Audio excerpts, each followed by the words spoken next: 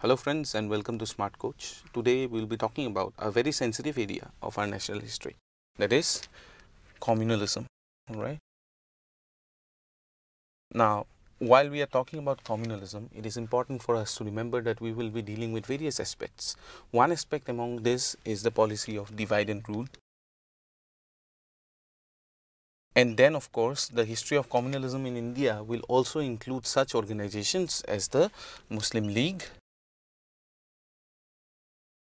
and the Hindu Mahasabha. Alright. Okay, so since we are dealing with these areas, now before we proceed, alright, it is very pertinent for us in order to define the framework within which we will be working, alright. Now, before, if we have to define the framework into which we will be proceeding, we will have to take a definition of communalism first, alright. If we can define communalism, maybe then we can stick into a particular framework within which we can study and within which we can construct argument, alright. Now, since it is a long topic, I will subdivide this topic into two parts, alright. In the first part, we will provide a definition for communalism, then we will look into some of the causes for the rise of communalism, then we will look into the institutional history of the Muslim League and the Hindu Mahasabha, alright. So, let us proceed then, alright. So, let me just specify this is part 1, alright. Now, proceeding forward, how do we define communalism?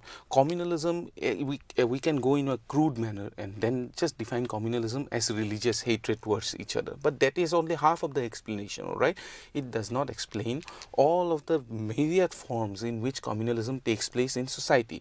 And communalism as a phenomena is not just a religion-based phenomena. Communalism may also be used. The word communalism may also be used to term what conflicts between ethnicities, conflict between races, alright, racial segregation, all these kind of phenomena such as fascism and Nazism, alright. These kind of phenomena can also be seen within the communal framework. So, in order to understand communalism, we will have to define that, alright. Now, one of the best definitions of communalism was given by Bipan Chandra in his study of communalism in India, alright. In this study, what Bipan Chandra defines communalism is that communalism is an ideology, alright. It is a political ideology, alright. Not just not just an apolitical ideology, but a political ideology, alright, which is based on a perception of what? Communalism is an ideology which is based on a perception of what? Perception of differentials, alright, between what? Between religions. He defines it within the religious framework, of course. But then of course, these differences or perceived differences between religions, okay, in this ideology, these differences are seen beyond the religious context and it goes into the secular context, alright. So, if we have to define communalism, it is a political ideology which assumes that the religious identity of a person is also, or it also has some kind of secular relevance, alright. So, a religious identity, it has some kind of secular relevance.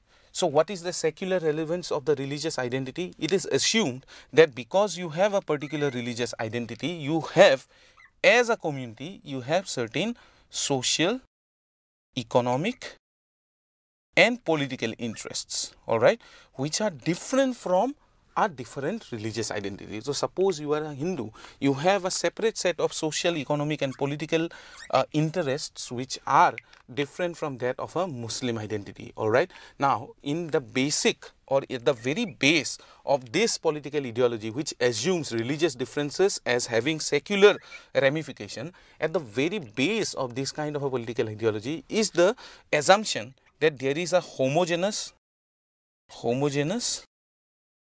Hindu identity and homogeneous Muslim identity.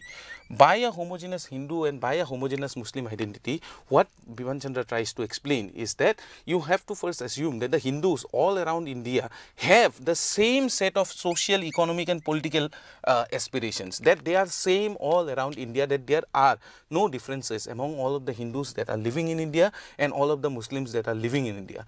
Only when such a homogeneous identity of a religion is conceived, alright, only then we can go on to say that they have social, economic or political identity or interests, alright. So, this is the basis of the communal ideology. This is how Bipin Chandra defines what communalism is, alright.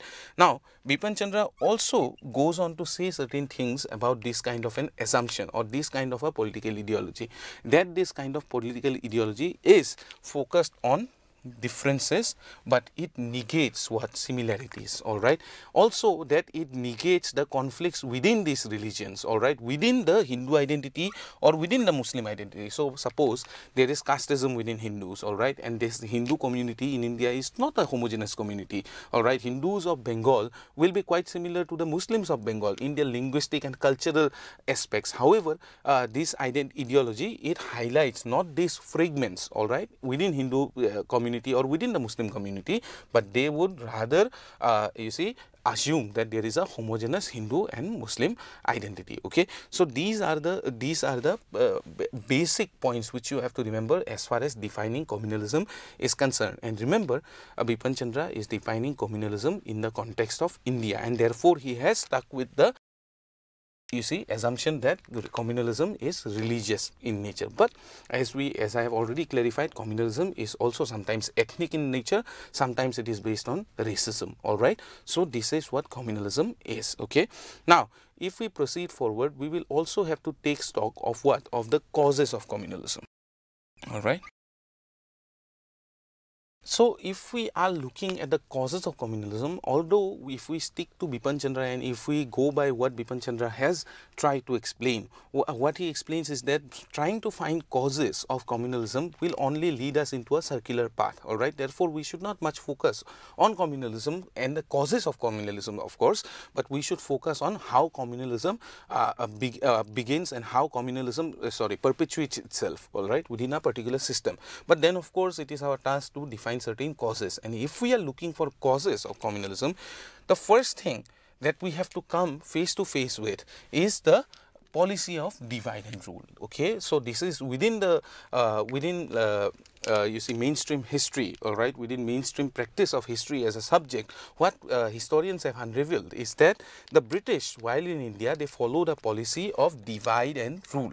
Now this is something which we have confronted as students since we were of a very young age, that the British had followed a policy of divide and rule.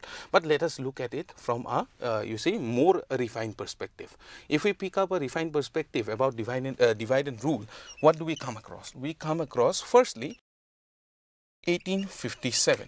Now 1857 represented a very particular form of terror for the British, all right. What is this terror of 1857? What is this anxiety about 1857 as an event? First off, 1857 you see, represented, of course, first off, a rising up of the Indian population against the foreign oppressors, all right, if not in a nationalistic way, but at least as a compound group, all right, that Indians all around India, most of northern India, they rose up against the what? Against the foreign oppressors, all right. And in this rising up, what British observed is that the Hindu and the Muslim community had come together, all right. Hindu and the Muslim community, which the British had tried to stress, all right, since the start of Anglican philosophy, since the start of Oriental philosophy in India, all right. If you go back to education itself, the British have already stressed through Anglicanism, through Orientalism, that Hindus and Muslims have been separately living and there have not been much cultural contract between these two particular communities, and they saw in 1857, the coming of Hindus and Muslims together, they saw a great threat to the British establishment in India, to the entire British organization in India. They saw it as a threat. So after the revolt of 1857, the British consciously followed a policy of segregating, all right, and most importantly of highlighting what? Differences, all right. Highlighting differences. Now, if we look at highlighting differences, what we will see that in textbook, standard school textbook, what we will see is that the periodization of history, how history is being periodized in India, it is not according to the Western standard, that there was a ancient period, medieval period, and then a modern period. But then, of course, in India, there was for the British a Hindu period, a Muslim period, which is of course medieval India, Hindu period is ancient India, and now in modernity, India is distinctly British, all right. So this is the kind of periodization that you will see in school textbook published under colonial rule. All right. Again, we will see that the British tried to segregate India. British tried to segregate and highlight the differences of India through the great census operations that were carried out. All right. So censuses were taken all across India, and when you are registering yourself up in the censuses, you will have to define yourself first as a religion, your caste, all right, your subcaste, and the complexities go on increasing as far as the censuses are concerned. All right. So if a census was conducted in 1881, it will be less complex and the identities will be less divisive. But then in 1911, if there is a census taken, the census will have very great complexity as far as definitions are concerned. So caste, subcaste, subcaste, all right, this kind of stuff also comes up by the time the new century dawns, that is the 20th century. Okay. So this is how they try to segregate, and this is how they try to highlight the differences. Policy wise, the British simply stopped, all right, promoting Muslim recruitment, all right. So Muslim recruitment within the services, all right, Muslim recruitment within British services, all right, it started to go down, and the British actively started to recruit more and more Hindus into the services. And this comes with the fact that the British also stopped recruiting Muslims into the Indian army, all right. Starting with the army, then you will go into the administrative positions. The Muslims started to decline in their contribution towards the administration of British India. Apart from that, the policy of divide and rule also included languages. So when official languages are concerned, Urdu fell out of favor, all right. Urdu and Persian, which had been used since medieval period, all right, this fell out of favor, and then the new medium or new official languages that came out used to be English, all right. And because of this, again, we see that the Muslim community started to take less and less interest in administrative measures in whatever was happening within British India. Now, apart from that, what you will have to understand is that education wise also, the Muslim community started rejecting English education, all right. English education was rejected, all right, by the Muslim community. Now, all of this together, it created a tendency of decline within the Muslim community. So the Muslim community as a whole, Muslims in India as a whole, started to decline in their political, in their economic, and in their social prospects as far as India is concerned, all right. Now remember, the situation was not helped by the socio-religious reform movement, all right. Because if you will look into my videos on the socio-religious reform movement, I have talked about a certain tendency within socio-religious reform, and that was revivalism, all right. This revivalism, all right. Now this was, as I have described it within that video, was a limiting aspect of the socio-religious reform movements, all right. Why limiting? Because the socio-religious reform movements and reformers, they focus upon one particular historical area of India, and that is ancient history, all right. And when talking about ancient history, they talked about what? Hinduism. And this was done in negation of what? In negation of medieval India, which signified a period of peaceful coexistence, cohabitance, and cultural contact with Islam, all right. Now this area, since it was negated, India got categorized as distinctly what? As distinctly Hindu, all right.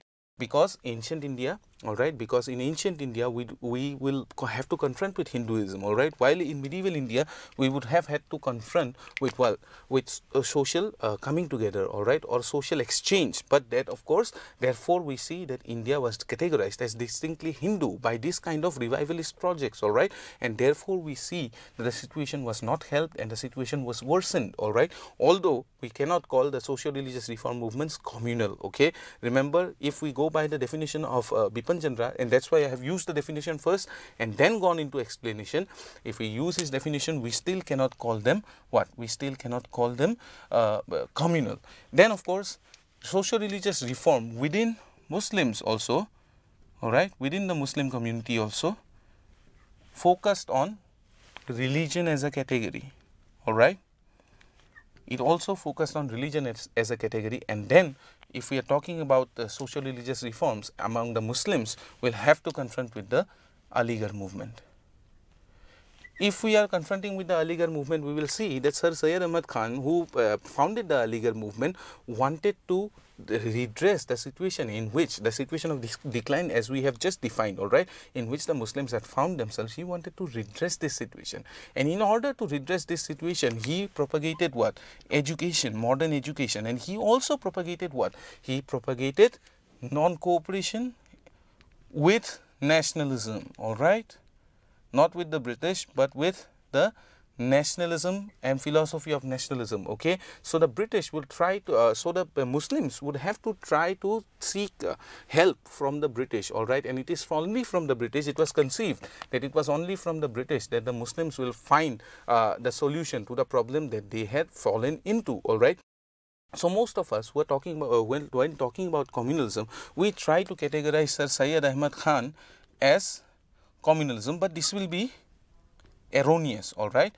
This will be erroneous, because if we again go by the definition provided by Bipan Chandra, if we look into it, we will have to understand that although he used the Muslim as a particular communal category, he never went beyond that, all right. He never went beyond that to state that the interests of the Muslims are antagonistic to the interest of the Hindus, okay, which we will again come into, all right. In our explanation, we will come into why we cannot call the socio-religious reform movement or Syed Ahmad Khan's Aligarh movement as communal. Of course, in its inception, all right, not in its later form, okay. We cannot in its later form, it takes a different direction, all right. Now then, moving forward, we also see that in nationalist among the nationalist group also there is a tendency to give birth to this communal rhetoric, all right, which we can observe in certain leaders such as Bal Gangadhar Tilak, all right. So, what did Tilak do in order to recruit mass support? He also used religious motif, all right. He used religious symbolism, all right. He used religious symbolism such as organizing the Shivaji festival, organizing the Ganesh Chaturthi festival, all right, in order to bring people en masse to protest against British government. But this, it left out whom? It left out a particular community, the Muslim community in India, all right. And therefore, Muslim community in India started to distance itself, all right, in progressive manner. It started to distance itself from from Indian National Congress policies. Why? Because they started to view the nationalist leaders, or they started to view the Congress camp as distinctly Hindu, all right, because the Congress leaders were using Hindu religious motive to recruit mass support, all right. Moving forward, if we look at even Mahatma Gandhi, all right, Gandhi does not make a distinction between secular, all right, between secular and religious language. So, in his speeches also there is no distinction between secular and religious languages, and he often used a religious motif in order to propagate the ideas of nationalism, all right, and this created a problem which of course we will have to assign at one of the problems leading to communalism, leading to the growth of communalism in India. So, now we see that the dice has already been rolled with the divide and rule policy, and all of these other features or all of these other causes are just accumulating up and contributing to the rise of communalism in India. But then of course, lastly, let us return to Bipan Chandra again, all right, because if we are talking about communalism, we will also have to understand that Bipan Chandra, in his definition of communalism, he also defines communalism according to stages. He identifies two stages, the moderate and the extreme stage of communalism, all right. Now, if we go by his definition, we already know that what? People start to assign secular interest to religious communities, all right. So, religious communities have secular interest, all right. In moderate politics, this is the end of it, all right. In moderate communalism, this is the end of it, that the communities are distinct and they have distinct interests. But in extreme communalism, what we see is that the interests are categorized as antagonistic.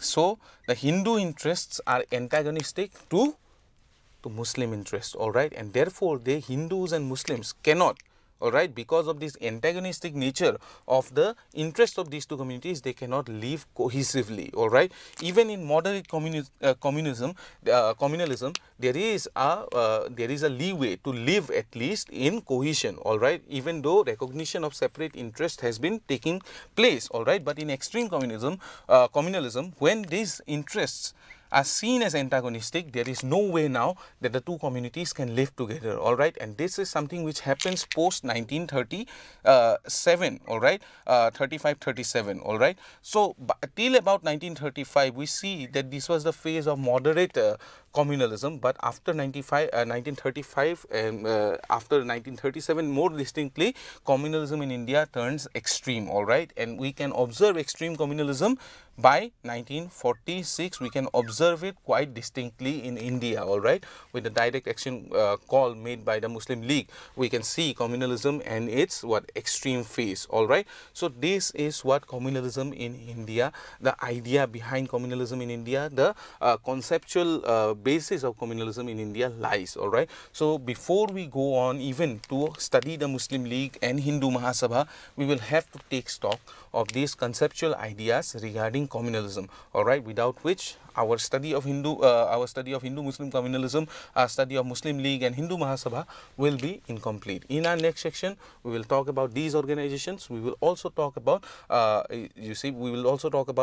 constitutional provisions which supported communalism, such as the Parliamentary Reform and the 1935 Act, Government of India Act. Okay. So with that, I take farewell for now. We will meet again. Thank you.